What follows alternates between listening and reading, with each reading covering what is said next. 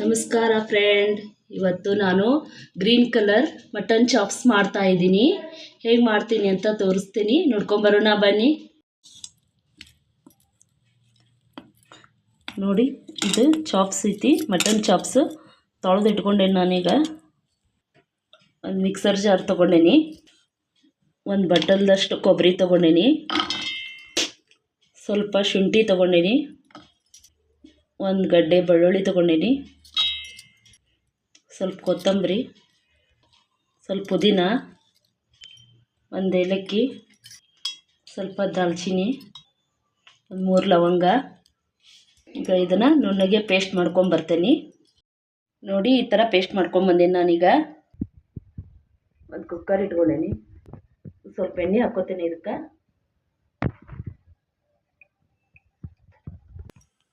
ಒಂದು ಉಳ್ಳಾಗಡ್ಡಿ ಕಟ್ ಮಾಡಿ ಇಟ್ಕೊಂಡೇನಿ, ಅದನ್ನು ಹಾಕ್ಕೋತೀನಿ.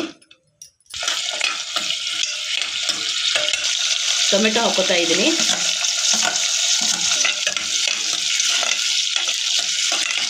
ಶುಂಠಿ ಬೆಳ್ಳುಳ್ಳಿ ಪೇಸ್ಟ್ ಹಾಕ್ಕೋತಾ ಇದ್ದೀನಿ, 1 ಸ್ಪೂನು.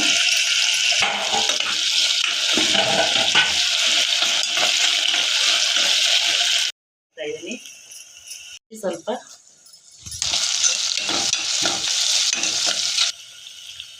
ಇದು ಹಸಿಮೆಣಸಿನ್ಕಾಯಿ ಪೇಸ್ಟ್ ಹಾಕೋತಾ ಇದ್ದೀನಿ. ಈಗ 2 ಸ್ಪೂನ್ ಹಾಕ್ಕೊಂಡೇನಿ.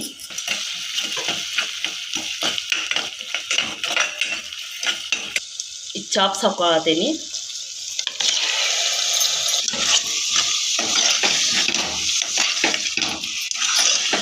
ಇದೆಲ್ಲ ಮಿಕ್ಸ್ ಮಾಡ್ಕೋತೀನಿ ನಾನು.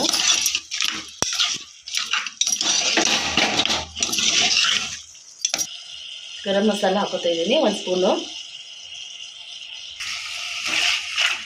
ಎಲ್ಲ ಮಿಕ್ಸ್ ಮಾಡ್ಕೋತೇನೆ ನಾನು.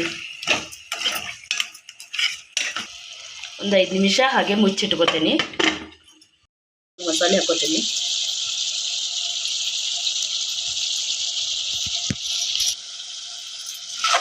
ಎಲ್ಲ ಮಿಕ್ಸ್ ಮಾಡ್ಕೋತೀನಿ.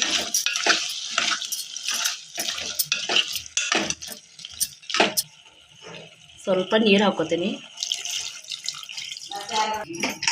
ಈಗ ಕುಕ್ಕರ್ ಮುಚ್ಚಳ ಹಾಕಿ 3 ವಿಸಿಲ್ ತಗೋತೀನಿ.